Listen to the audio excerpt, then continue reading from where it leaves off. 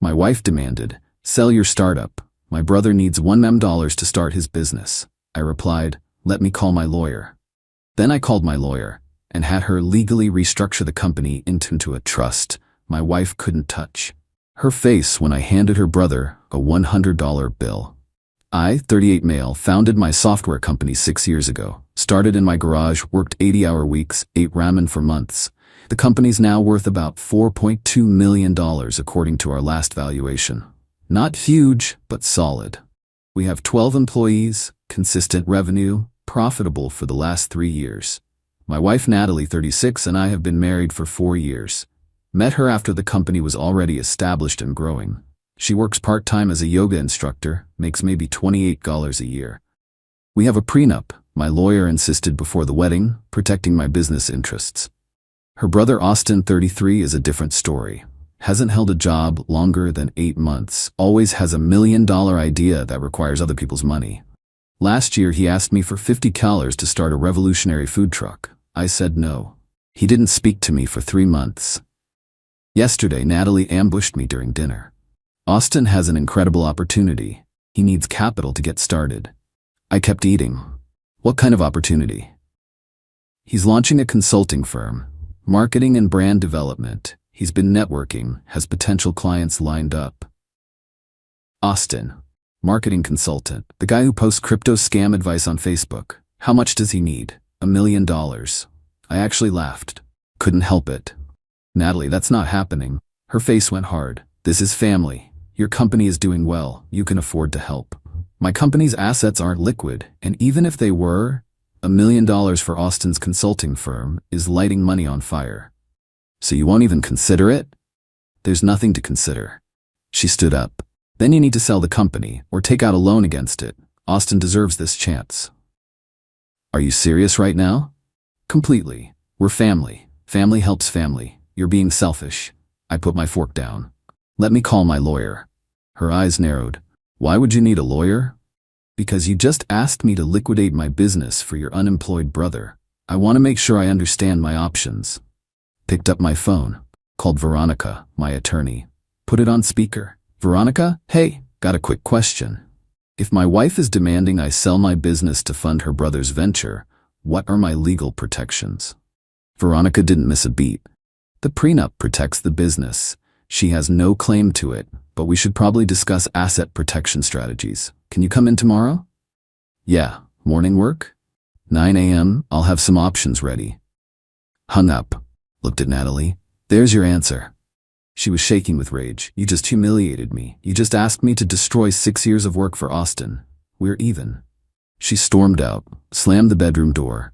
I finished my dinner alone, started thinking about what Veronica meant by asset protection strategies. Update 1. Been 4 days since the initial demand. Things escalated fast. The meeting with Veronica, went to her office the next morning.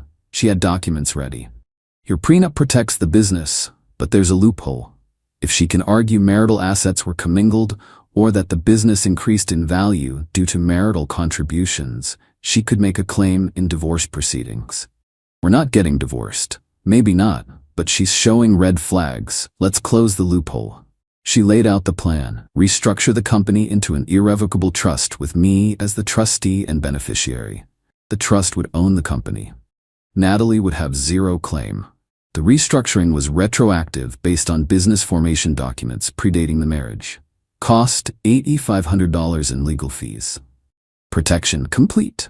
Do it, I said. Took 3 days to finalize. Company now legally owned by the Reynolds Business Trust. I'm the trustee. I control everything. Natalie has no path to force a sale or claim any ownership. Filed all the paperwork yesterday afternoon. The family ambush. Natalie didn't speak to me for 2 days. Then Thursday night, she came home with reinforcements. Austin, her mother, Lorraine, 61, her father, Frank, 64. They were all in my living room when I got home from work. What's this? Lorraine stood up. We need to talk about Austin's opportunity. No, we don't. Frank cleared his throat. Son, we're family. Natalie says you're being difficult about helping Austin get started. Austin's 33 years old. He's had a dozen opportunities that went nowhere. I'm not funding another one. Austin finally spoke. This is different. I've done the research, the market's there, I just need capital. Then get a business loan. Banks won't loan to someone without collateral or established business history, you know that. So your plan is to take my money instead? It's not taking, it's investing. I'll pay you back. I actually laughed. Austin, you still owe me $3,000 from when you borrowed it to fix your car 2 years ago. His face went red. That was different. How? I had unexpected expenses. And I'm supposed to believe you'll pay back $1 million? Lorraine jumped in. You make plenty of money. You can afford to help family. That's what people with means do. I worked for 6 years to build my company. Austin's worked for 6 years at avoiding responsibility. Those aren't the same thing. Natalie's voice was cold. So that's it? You're just going to let your brother-in-law fail? He's not failing. He's just not succeeding with my money. Frank tried the dad voice. Think about Natalie. Think about this family's future. Austin's success is everyone's success. My company's success is my success, and my employees' livelihoods. I'm not gambling with that. Stood up. This meeting's over. Everyone needs to leave. Austin stood up too. You're going to regret this. Is that a threat? It's reality. Family remembers who helped and who didn't. Then I guess I'll be remembered as the guy who didn't throw away $1 million. They left. All of them shooting me dirty looks. Natalie went with them. She came back an hour later, didn't say a word, went straight to the bedroom. The demands continue. Yesterday morning, Natalie tried a different approach. Sat down at breakfast, calm voice. I've been thinking, what if we compromise? I'm listening. Not the full $1 million, but $500,000, half. That would be enough for Austin to get started properly. No, you didn't even think about it. Because there's nothing to think about. The answer's no at $1 million, no at $500,000, no at any amount over a few $1,000 for a legitimate business plan with actual numbers. He has a business plan. Then he can show it to a bank. She threw her coffee mug. It shattered against the wall behind me. You're destroying this family. I'm protecting my life's work, not the same thing. She grabbed her bag and left. Hasn't been home since. Staying at her parents' house according to her location sharing that she forgot to turn off. The dirty trick. Got a call from my business partner, Leo, 41M, this afternoon. Dude, did you know Natalie's calling our clients? My stomach dropped. What? Yeah, Mrs. Patterson called me. Said your wife contacted her, told her you were having personal issues, and the company might be unstable. Asked if Mrs. Patterson had concerns about contract fulfillment. Mrs. Patterson is our biggest client, 340 carat annual contract. What did Mrs. Patterson say? She asked if everything was okay. I told her everything's fine, you're dealing with family drama, nothing affecting the business. She seemed satisfied, but, dude, this is bad. Hung up, called Veronica immediately. Natalie's contacting my clients, trying to sabotage the business.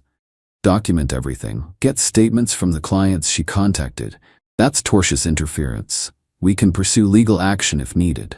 Started making calls. Found out Natalie had contacted 3 clients total. All with the same story. I was unstable and the company was at risk.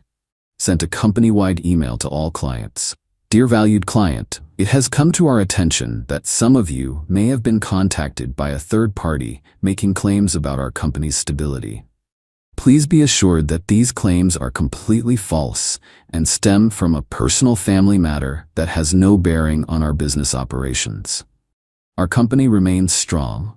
All contracts will be fulfilled as agreed, and we continue to provide the excellent service you've come to expect.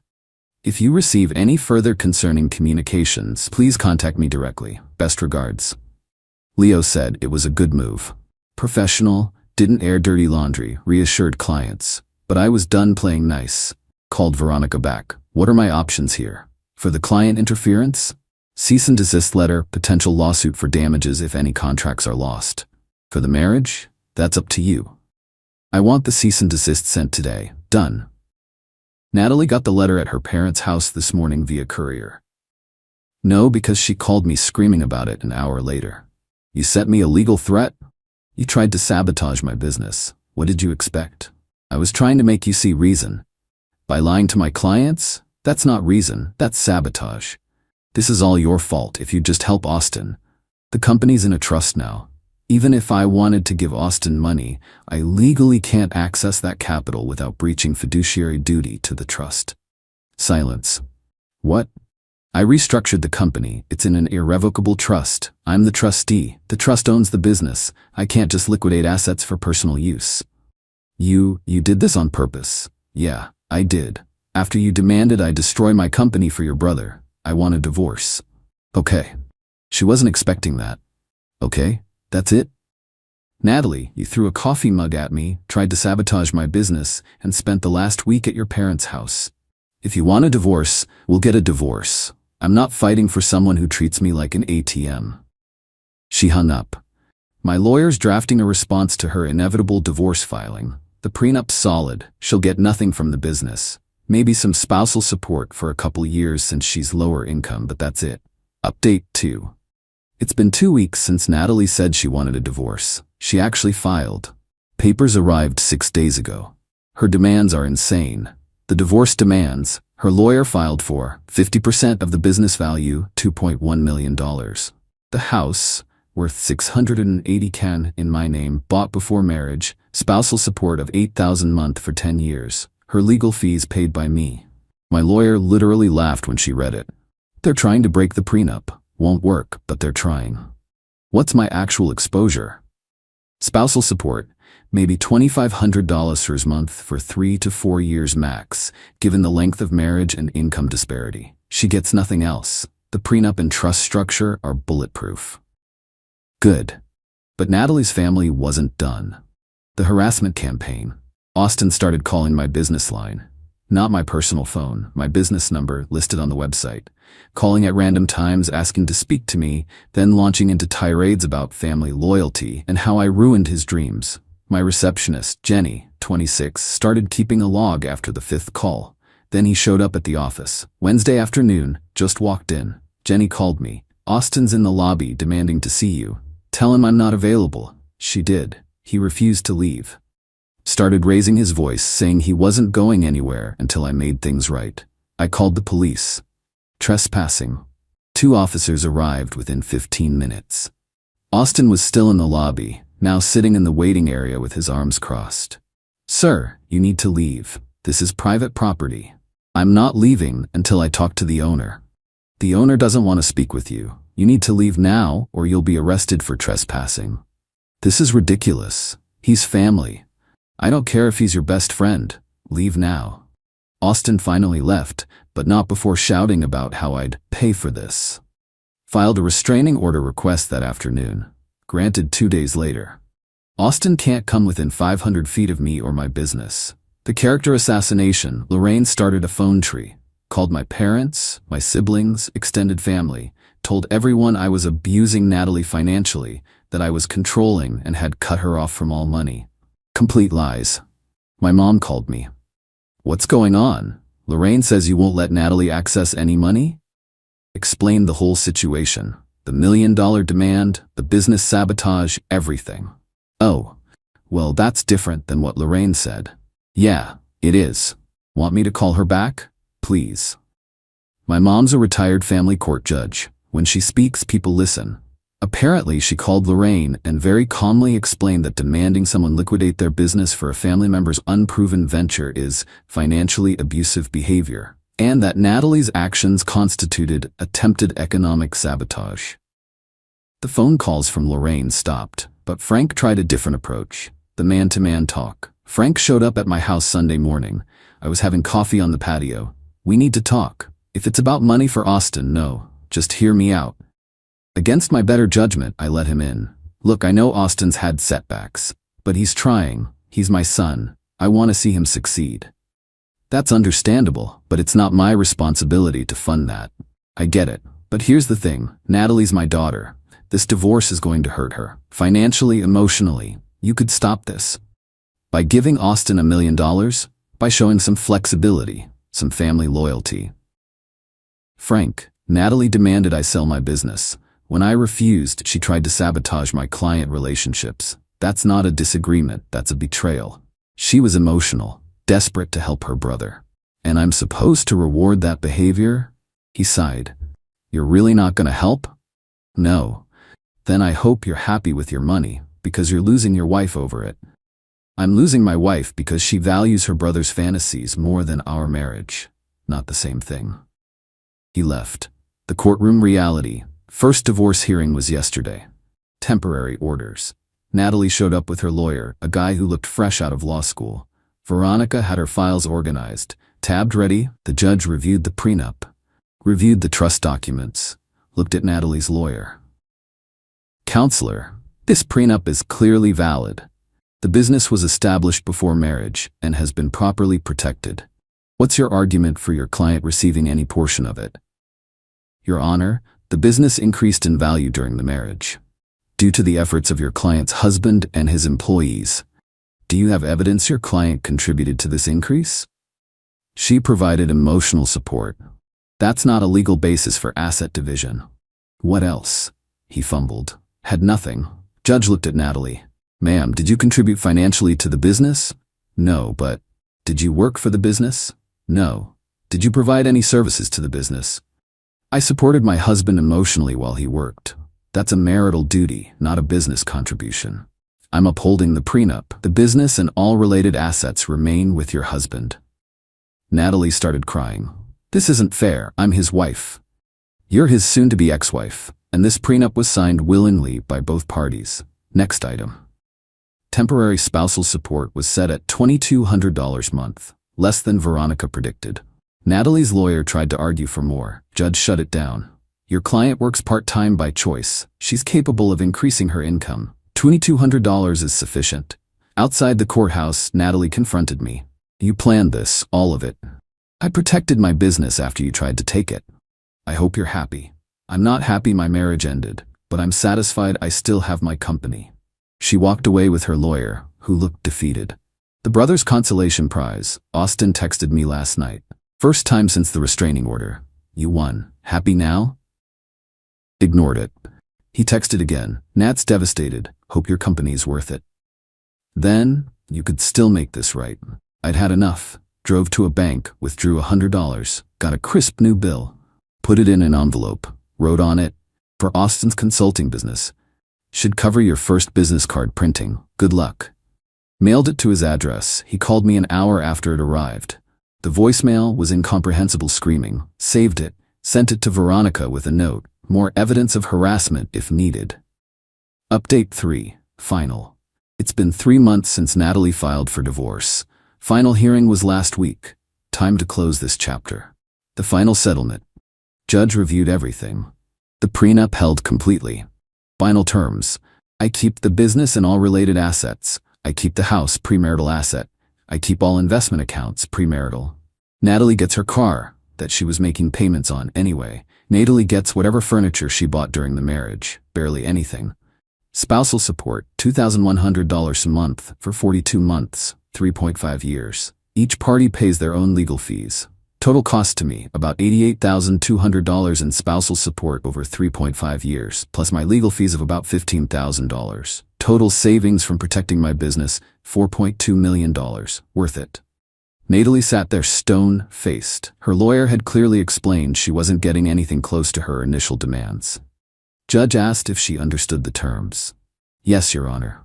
Do you agree to these terms? Long pause. Yes. Divorce granted. And that was it. 4 years of marriage ended in a 15-minute hearing. Afterward, Natalie stopped me in the hallway. I hope you're satisfied. I'm relieved it's over.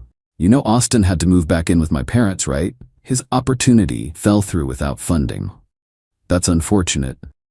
That's all you have to say? What do you want me to say, Natalie? That I'm sorry I didn't bankrupt myself for your brother's unproven business idea. I want you to admit you destroyed our marriage over money. You destroyed our marriage when you demanded I liquidate my life's work. I just refused to go down with you. She walked away. Last time I'll probably ever see her. The Austin situation. Here's what I learned through mutual acquaintances. Austin never had a real business plan. No clients lined up. No actual consulting experience. He'd watched some YouTube videos about brand development and decided he was an expert. The $1 million? He wanted to rent a fancy office, $180,000 a year, buy a luxury car for client meetings, $95,000, marketing budget, $200. Operating expenses, $525, his salary basically. It was never a business, it was a lifestyle funded by my money. He's currently working at a call center, making $18, living with Lorraine and Frank. Natalie's apparently pushing him to keep pursuing his dreams. Frank's reportedly told him to shut up about dreams and pay rent. The family fallout. Lorraine hasn't spoken to me since the divorce, fine by me. Frank sent a brief text. Sorry it ended this way. I didn't respond. My family has been supportive. My mom called after the final hearing. You did the right thing. I know, still sucks. Divorce always does, but you protected what you built. That matters. Yeah. And for what it's worth, I never liked her family. Too entitled. That actually made me laugh. The business update. Company's doing well. Actually landed 2 new clients in the past month. Revenue's up 18% over last quarter. The employee bonus pool is getting a nice bump this year. The people who actually helped build this company get to share in the success. Not Austin. Not Natalie. The people who earned it. Leo asked me the other day if I regretted the divorce. Regret the divorce? No. Regret the marriage? Maybe. Regret protecting my business? Never. You seem lighter now. That's what happens when you stop carrying people who want to drain you. The revelation. Found out something interesting last week. Natalie's friend, well, former friend after the divorce, reached out to me. I thought you should know, Natalie was planning to divorce you anyway. After Austin got the money, she was going to claim you refused to support the family, try to break the prenup that way. This was all calculated. How do you know this? She told me. 6 months ago. Said Austin's business was going to be her exit strategy from a marriage to someone who didn't respect her family. So it was a setup, the whole thing. Demand an unreasonable amount. When I refuse, paint me as the villain. Use that as leverage in divorce court. Except my lawyer was smarter than their plan. Sent that information to Veronica. Does this change anything? No, but it confirms you made the right call. She was always going to leave once she thought she could get money from the business. Current status, divorced. Company secured. Employees happy. Austin working at a call center. Am I happy? Not particularly. Divorce sucks even when it's the right choice. But I'm satisfied. Protected what matters. Didn't let entitled people bully me into destroying what I built. The $100 epilogue. Austin sent the $100 bill back, torn into pieces. With a note, I don't need your charity. Taped it back together, framed it. Hangs in my office now. Leo saw it yesterday. What's that? A reminder that sometimes the best investment is the one you don't make. That's dark, man. That's reality.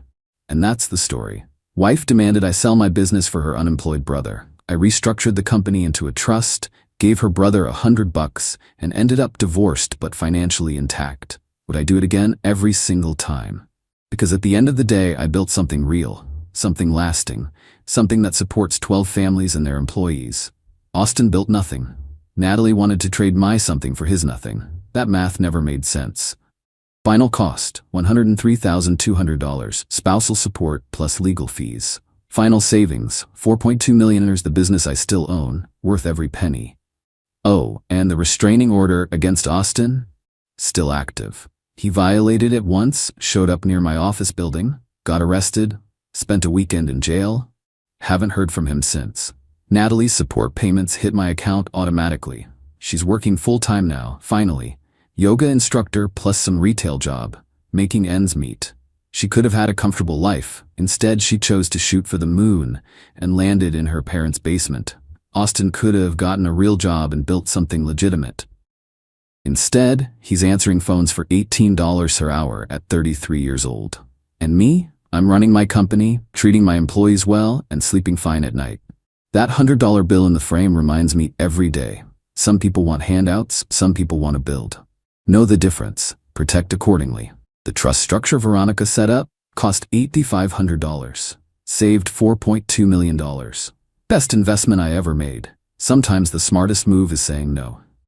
Even when everyone's calling you selfish. Even when it costs your marriage. Because the alternative was losing everything I'd built to fund someone else's fantasy. Hard pass. If Austin ever gets his consulting business off the ground legitimately, good for him. Hope he makes it. But he'll do it without my $1 million. And I'll do just fine without Natalie. Peace.